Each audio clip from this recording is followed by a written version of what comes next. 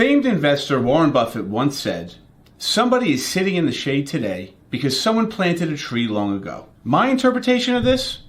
Planning for the future with a long-term mindset is imperative. Hey everyone, Gabe Galante here, fiduciary financial advisor, owner, and CEO at Rockline Wealth Management. Over the last 12 years, I've had the opportunity to speak with hundreds of families about their financial planning, and today I'm going to talk about 7 crucial ages to understand when going through the retirement planning process. And be sure to stick around to the end, where I'm going to provide a video for you that has the tools that you can use at the age that we think is the most crucial along the journey. Now, although very commonly, when people think of retirement, they think of age 65, that's not the first milestone age to be aware of. Something which could be crucial to your journey actually happens much sooner than this. If you've thought about retirement planning before, and even if you haven't, you might be making some sort of a contribution to a retirement-oriented account. This could be an IRA, a Roth IRA, a 401k, or a 403b, among others. You may even be familiar with the maximum contributions that you can make year after year. Where the potential to turbocharge these vehicles comes into play is the first crucial age, and that is 50. At age 50, you can make what's called catch-up contributions. These additional contributions over time could help you advance your retirement and bring you closer to your goal. The amount of catch-up contribution you can make varies by account type and also tends to change year over year. To give you an idea of how retirement savings could potentially have an impact on your plan, check out our retirement savings calculator in the link below. The next key age is not one that many people focus on, but one that I've seen make an impact multiple times before. After what seems like, and very well may be, decades of saving for your retirement, we're often asked, when can we take the money out? There are many caveats that come into play with regards to this question, but for the purposes of this video, we're going to talk about withdrawals geared towards your retirement spending. This brings me to my next landmark age, which is 55, where you may be able to explore the Rule of 55. The Rule of 55 is an IRS rule which allows you to take penalty-free withdrawals from your workplace retirement account, providing you have left that job. This method is something that we discuss with individuals who have decided to retire early or left the workforce prior to any other sources of income becoming available. The third age to be aware of along your retirement journey is a little more well known. While the Rule of 55 could be a viable option and might be in your best interest, many retirement savers wait until this age, and that is 59 and a half. At 59 and a half, you can withdraw any sum of money from your pre-tax retirement accounts penalty-free. In addition, unlike the Rule of 55, the source of money can come from either an IRA or an employer plan. Although it's said nothing in life is guaranteed other than death and taxes, having predictability with your retirement income can help bring ease of mind to retirees. This brings me to my 4th milestone age, and that is 62. 62 is the earliest you can begin taking Social Security. Although you may receive a reduced benefit in comparison to if you had waited longer, we do often see many people who choose to retire earlier on in their life take this option. In trying to come up with the best plan of action for you, as I always say, working with your financial advisor and your accountant on your specific situation will give you the tools that you need to make the best decision. The 5th key age, as I stated earlier, is one that seems to be most common in people's minds. One of the fundamental pieces to retirement planning is having a concrete understanding of your expenses. And you may have heard that one of the largest expenses in retirement can be medical expenses. This factor can have many implications on one's retirement plan, including waiting till the age of 65 where you become eligible for Medicare to actually make the leap into retirement. There are a few caveats around Medicare that we can talk about, but we're going to leave that to another video. The 6th milestone age is kind of piggybacking off of one that we just spoke about previously. You may be pleasantly surprised to hear that Social Security benefits actually increase by a certain percentage each month that you wait past your full retirement age. With that, there is a cap as to where benefit increases stop, and that is age 70. If you can afford to wait till age 70, you'll be able to claim your highest possible Social Security benefit. The 7th crucial age to be aware of is one that you can navigate around through your retirement planning over time. RMD, or Required Minimum Distribution, refers to a certain amount that you must take out of your pre-tax retirement accounts once you hit a certain age. As it stands in 2025, RMD age is 73. Should I gift money to my kids now, or should I make them wait until I'm gone? According to Cerulli, a movement termed the Great Wealth Transfer is said to encompass a transfer of $70 trillion in wealth between generations over the next 20 years. Hey everyone, Gabe Galante here, fiduciary financial advisor, owner, and CEO at Rockline Wealth Management. Over the last 12 years, I've had the opportunity to work with hundreds of families on their retirement plans, and today I'm going to talk about 5 specific pros and cons of passing money to your children in retirement versus waiting to pass it on as inheritance. And be sure to stick around to the end, where I'm going to give you what I feel is the single most impactful question for you to answer when making this decision. In taking a step back, giving while living is not a new concept.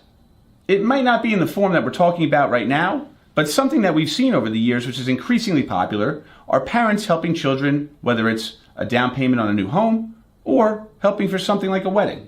It can even include something like a grandparent taking the entire family on a vacation, or even paying for a grandchild's tuition. This actually brings me to my first reason as to why you may consider giving money while you're here, and that is to feel the joy of actually seeing it in action. Making gifts may bring you happiness and even help you feel fulfillment, whether those gifts are to family, friends, or even a philanthropic cause you feel strongly about. A very popular situation I've witnessed many times is helping the next generation pay down their student loans so they can get a head start in life. Or, as mentioned before, helping your child purchase their first home, especially with where prices have been lately. If you're considering making gifts, but you don't know how it'll impact your cash flow, please feel free to check out our cash flow calculator, and I'll leave the link in the description below.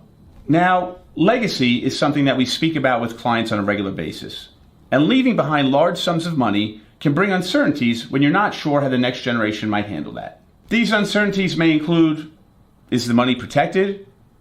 What will the next generation do with the money? Will they reinvest it? Or hopefully, will they use it towards something that'll make a positive impact in their lives? Whatever that case may be, taking on and inheriting large sums of money unexpectedly can bring major change and should be planned for. And that brings me to my second reason as to why you may want to gift money while you're here to see it. And that is to allow the next generation to understand the legacy that you want to leave and what the money means to you. This decision can not only lead to a moment to bond and share gratitude, but it may also allow you the opportunity to guide the next generation into making responsible decisions. Quick tip, I'll throw this in as a side. You actually can communicate your values at any time throughout your relationship with your child. A personal example of this is in my household, we feel strongly about philanthropy, and we are communicating on a regular basis to our children the importance to giving back to others. This is something that has become tradition for us throughout the year, and it ends up being a very special time together. In branching off of this legacy conversation, we often start to talk about holistic planning with our clients as well. You may have heard the quote before, it's not about how much money you make, it's about how much money you keep. And this fits in totally with the holistic approach. Although not as often the main driver, but certainly relevant to the conversation, is my third point in gifting money to the next generation while you're here to see it. And that is by looking at things from a tax planning and an estate planning review perspective. There are many situations that we encounter where clients are looking to reduce their taxable estate or even just the complexity of their estate over time, in which case it does tend to make sense to consider gifting to their heirs or charitable causes. As always, I do want to stress the importance of including your accountant, your attorney, and your financial advisor when making these decisions. Although there are many potential positives that are associated with making gifts, there are a few scenarios which might not have such positive outcomes that you should think about as well. First and foremost, you may want to think about a comfortable number that you can contribute over time to the next generation or philanthropic cause, as not to put yourself in a hard financial position. Secondly, prepare your mind and get in the mindset if things don't go the way you expected, that it will not allow your mood to come down. I've personally witnessed many situations where money was gifted and relationships might have changed for one reason or another. We all hope this is not the case, obviously, but it is certainly something to be aware of. As I had mentioned earlier, I do tend to see one overarching theme which I feel is most impactful when making this decision. The question to ask yourself is, will it make me happy and will it bring me fulfillment to watch this gift play out while I'm here to see it? If you feel overwhelmingly positive when asking yourself this question, you may have just found your answer. At the point one concludes that they want to make gifts, the question then arises, what is the best way to do so and which accounts should I take it from? Are you feeling insecurities or wondering if you're behind on your retirement savings? A staggering 55% of Americans surveyed stated that they felt they could not achieve financial security in retirement, according to a recent survey by the National Institute on Retirement Security. Hey everyone, Gabe Galanti here, fiduciary financial advisor, owner and CEO at Rockline Wealth Management. Over the last 12 years, I've had the opportunity to work with hundreds of families on their financial and retirement planning. And today, I'm going to go over 4 strategies that you can consider using to turbocharge your retirement savings. And be sure to stick around to the end, where I'm going to go over a strategy for those of you that have the majority of your savings in pre-tax retirement accounts. The first strategy I want to speak about today brings to mind Harland Sanders, the founder of Kentucky Fried Chicken. As the story goes, Harland had a variety of jobs throughout his lifetime, eventually settling in as a manager at a restaurant, which is where he started to create his famous blend of herbs and spices. Unfortunately, along his journey, Harland faced a major setback. A new highway was constructed which allowed drivers to completely bypass his restaurant. The result of this was pretty terrible. Ultimately, Harland was forced to close up shop. This outcome caused Harland to make what many would have considered a risky decision. He decided to trek cross-country and pitch his new idea and spices to restaurant after restaurant. At this point, in his 60s, Harland finally caught a lucky break, and he came to form what we know today as Kentucky Fried Chicken. Harland's persistence later in life is a testament to the quote, "The harder you work, the luckier you get." And this brings me to my first strategy. No matter how tough the times get, consider making catch-up contributions to your retirement account. After the age of 50, you're able to save above and beyond the typical contribution limits of various retirement accounts. Pushing yourself to put away more money, even if it potentially constricts your cash flow in the immediate and might not feel so great, could have a very big impact on your retirement plan. If you want to take a minute to look at various projections as far as changing your savings rates and different outcomes in retirement, please check the link below in the description for our retirement savings calculator. The next strategy I want to talk about brings to mind Microsoft CEO Satya Nadella. Nadella first joined Microsoft in 1992 and eventually worked his way up the ladder to become CEO in 2014. At the point that he took the reins, many might have considered Microsoft to be in the more mature stages of the company and falling fairly stagnant as far as growth and innovation. Stuck in their ways and neglecting to make the decision that it was time to go in a new direction, Satya Nadella decided that it was time for change. He made a strategic shift to a path lesser known at the time, which was to go all in on pursuing the cloud. Along with charging forward in this new direction, Satya Nadella also decided that it was time for a cultural change. These 2 major shifts ultimately allowed Microsoft to make a charge back to becoming an industry leader once again. Sometimes, taking the route lesser known can lead to positive outcomes, which brings me to my second strategy. Consider saving in a non-retirement oriented account to help build your savings, which can complement your retirement accounts in retirement. Despite the fact that a non-retirement account might not benefit from some of the features associated with a pre-tax or Roth account, it's still another method of saving in another bucket geared towards retirement. In addition, a non-retirement account might not have the same restrictions that a pre-tax or Roth account would, so you could use those funds prior to age 59 and a half if need be. The third strategy I want to talk about today has been gaining major popularity in my discussions recently. For this strategy, I want to pay tribute to the late great Kobe Bryant. If you're not familiar with Kobe and his work ethic, he was a star on the Los Angeles Lakers for the better part of 2 decades. Over the course of Kobe's career, he won 5 NBA championships, he earned gold medals for the U.S. men's basketball team twice, and he was an 18-time NBA All-Star. Despite all the fame, Kobe continued to go above and beyond behind the scenes. He was actually known very well by his teammates for waking up early and completing entire workouts prior to the team arriving at facilities to train for the day. This brings me to my third strategy. If your employer plan allows, consider making after-tax contributions. If you've already maximized your contributions for the year, after-tax contributions could be a great complement to put away more money.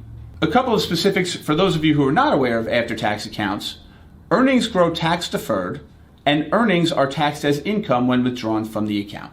One potential enticing caveat is that contributions to an after-tax account may be able to be converted to a Roth IRA, in which case earnings grow tax-free and withdrawals are tax-free as well.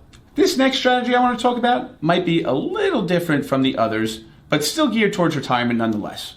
If you've gone through any type of planning for retirement up to this point, you may have had a discussion that medical expenses can actually be one of the highest yet most underrated expenses in retirement.